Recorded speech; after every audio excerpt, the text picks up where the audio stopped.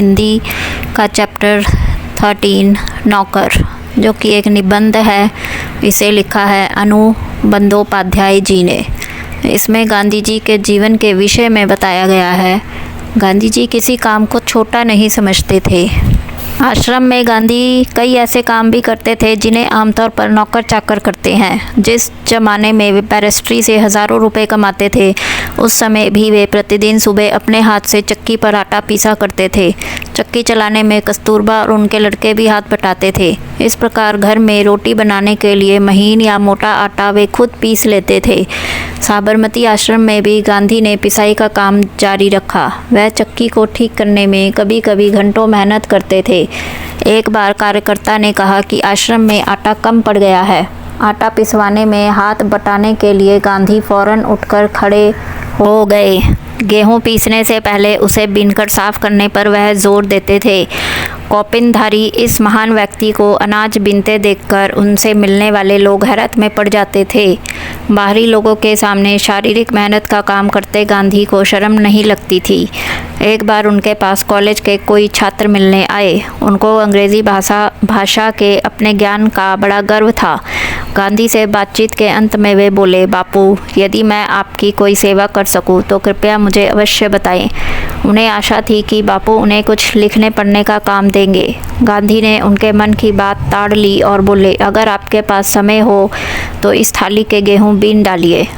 आगंतुक बड़ी मुश्किल में पड़ गया, लेकिन अब तो कोई चारा नहीं था। 1 घंटे तक गेहूं बीनने के बाद वह थक गए और गांधी से विदा मांगकर चल दिए। कुछ वर्षों तक गांधी ने आश्रम के भंडार का काम संभालने में मदद दी। सवेरे की प्रार्थना के बाद वे रसोईघर में जाकर सब्जियां छीलते थे। रसोईघर या भंडारे में अगर वे कहीं गंदगी या मकड़ी का जाला देख पाते तो अपने साथियों को आड़े हाथों लेते। उन्हें सब्जी, फल और अनाज के पौष्टिक गुणों का ज्ञान था। एक बार एक आश्रमवासी ने बिना धोए आलू काट दिए। गांधी ने उसे समझाया कि आलू और नींबू को बिना धोए नहीं काटना चाहिए। एक बार एक आश्रमवासी को कुछ ऐसे केले दिए गए जिनके छिलकों पर काले चकत्ते पड़ गए थे। उसने बहुत बुरा माना। तब गांधी ने उसे समझाया कि वे जल्दी पच जाते हैं और तुम्हें खास तौर पर इसलिए दिए गए हैं कि तुम्हारा हाजमा कमज़ोर है। गांधी आश्रमवासियों को अक्सर स्वयं ही भोजन परोसते थे। इस कारण वे बेचारे बेस्वाद उबली हुई चीज़ों के विरुद्ध कुछ कह भी नहीं पाते थे। दक्षिण अफ्रीका की एक जेल में वे सैकड़ों कैदियों को दिन में 2 बार भोजन परोसने का कार्य भी कर चुके थे। आश्रम का एक नियम यह था कि सब लोग अपने बर्तन खुद साफ करें। रसोई के बर्तन बारी बारी से कुछ लोग दल बांधकर धोते थे। एक दिन गांधी ने बड़े बड़े पतीलों को खुद साफ करने का काम अपने ऊपर लिया। इन पतीलों की पेंदी में खूब कालिख लगी थी। राख भरे हाथों से वह एक पतीले को खूब ज़ोर ज़ोर से रगड़ने में लगे हुए थे कि तभी कस्तूरबा वहां आ गई। उन्होंने पतीले को पकड़ लिया और बोली, यह काम आपका नहीं है, इसे करने को और बहुत से लोग हैं। गांधी को लगा कि उनकी बात मान लेने में ही बुद्धिमानी है और वे चुपचाप कस्तूरबा को उन बर्तनों की सफाई सौंपकर चले गए। बर्तन एकदम चमकते ना हो तब तक गांधी को संतोष नहीं होता था। एक बार जेल में उनको जो मददगार दिया गया था उसके काम से असंतुष्ट होकर उन्होंने बताया था कि वे खुद कैसे लोहे के बर्तनों को भी मांझकर चांदी सा चमका सकते थे।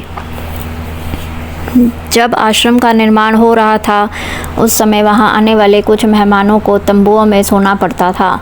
एक नवागत को पता नहीं था कि अपना बिस्तर कहाँ रखना चाहिए, इसलिए उसने बिस्तर को लपेटकर रख दिया और यह पता लगाने गया कि उसे कहाँ रखना है। लौटते समय उसने देखा कि गांधी खुद उसका बिस्तर कंधे पर उठाए रखने चले जा रहे हैं। आश्रम के लिए बाहर बने कुएं से पानी खींचने का काम भी वे रोज़ करते थे।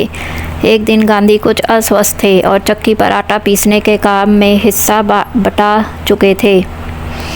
उनके एक साथी ने उन्हें थकावट से बचाने के लिए अन्य आश्रमवासियों की सहायता से सभी बड़े छोटे बर्तनों में पानी भर डाला। गांधी को यह बात पसंद नहीं आई। मन में कुछ ठेस भी लगी। उन्होंने बच्चों के नहाने का एक टब उठा लिया और कुएं से उसमें पानी भरकर टब को सिर पर उठाकर आश्रम में ले आए। बेचारे कार्यकर्ता को बहुत पछतावा हुआ।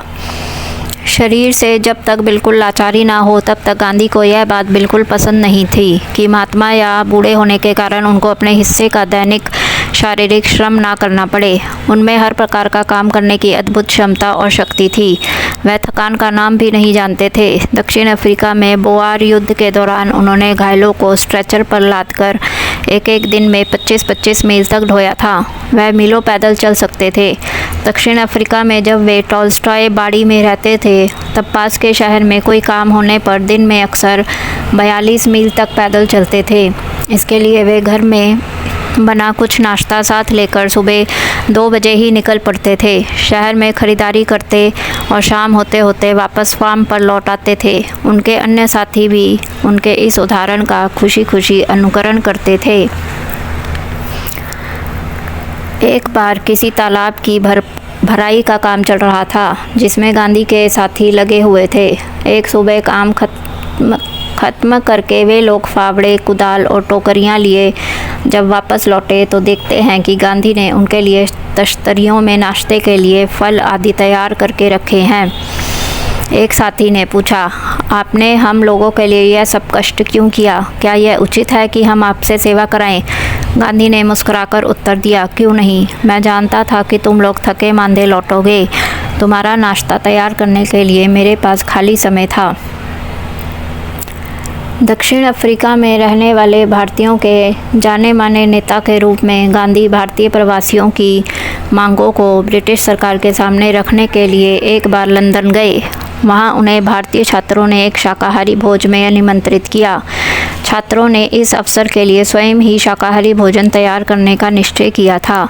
तीसरे पहर 2 बजे एक दुबला पतला और छरहरा आदमी आकर उनमें शामिल हो गया और तश्तरियाँ धोने, सब्जी साफ़ करने और अन्य छुटपुट काम करने में उनकी मदद करने लगा। बाद में छात्रों का नेता वहां आया तो क्या देखता है कि वह दुबला पतला आदमी और कोई नहीं, उस शाम को भोज में निमंत्रित उनके सम्मानित अतिथि गांधी थे। गांधी दूसरों से काम लेने में बहुत सख्त थे, लेकिन अपने लिए दूसरों से काम कराना उन्हें नापसंद था। एक बार एक राजनीतिक सम्मेलन से गांधी जब अपने डेरे पर लौटे तो रात हो गई थी। सोने से पहले वे अपने कमरे का फर्श बुहार रहे थे। उस समय रात के 10 बजे थे। एक कार्यकर्ता ने दौड़कर गांधी के हाथ से बुहारी ले ली। जब गांधी गांवों का दौरा कर रहे होते, उस समय रात को यदि लिखते समय लालटेन का तेल खत्म हो जाता तो वे चंद्रमा की रोशनी में ही पत्र पूरा कर लेना ज़्यादा पसंद करते थे, लेकिन सोते हुए अपने किसी थके हुए साथी को नहीं जगाते थे।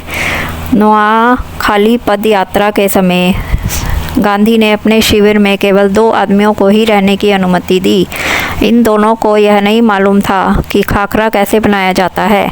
इस पर गांधी स्वयं रसोई में जा बैठे और निपुण रसोइये की तरह उन्होंने खाखरा बनाने की विधि बताई।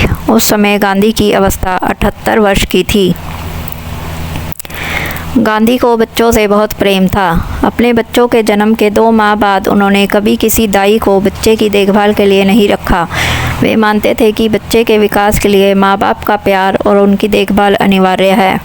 वे माँ की तरह बच्चों की देखभाल कर सकते थे, खिला पिला और बहला सकते थे।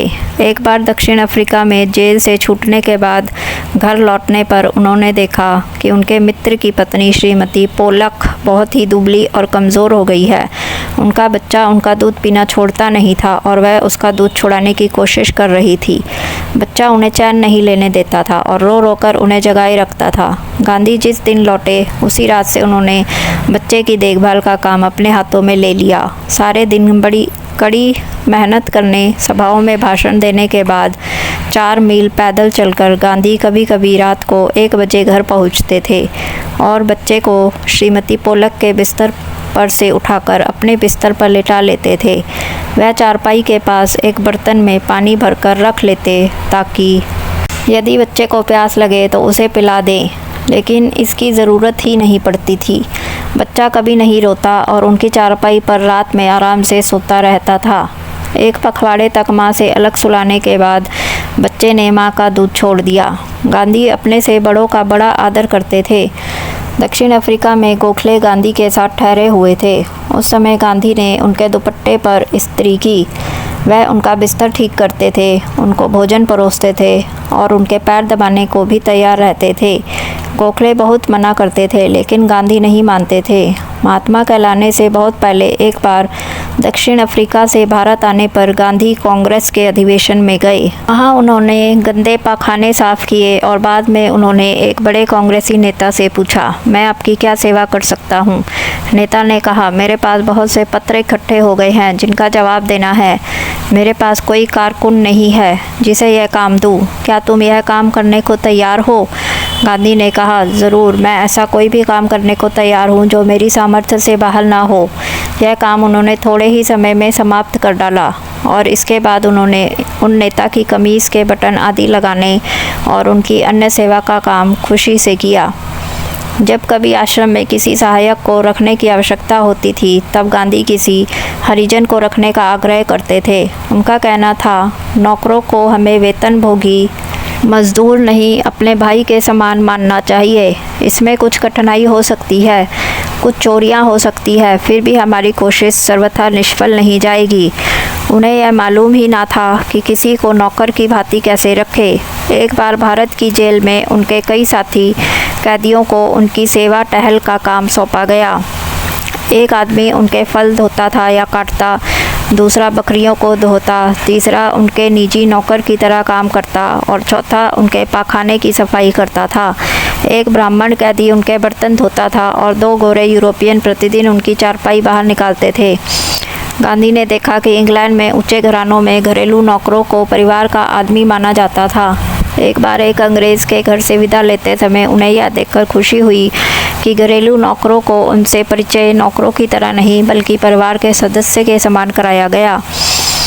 एक बार एक भारतीय सज्जन के यहाँ काफ़ी दिनों तक ठहरने के बाद गांधी जब चलने लगे तब उस घर के नौकरों से उन्होंने विदा ली और कहा, मैं कभी किसी को अपना नौकर नहीं समझता, उसे भाई या बहन ही माना है और आप लोगों को भी मैं अपना भाई समझता हूँ। आपने मेरी जो सेवा की है उसका प्रतिदान देने की सामर्थ्य मुझ में नहीं है, लेकिन ईश्वर आपको इसका पूरा फल देंगे। अगर आप ऐसी और भी वीडियोस को देखना चाहते हैं तो चैनल को सब्सक्राइब कीजिए। धन्यवाद।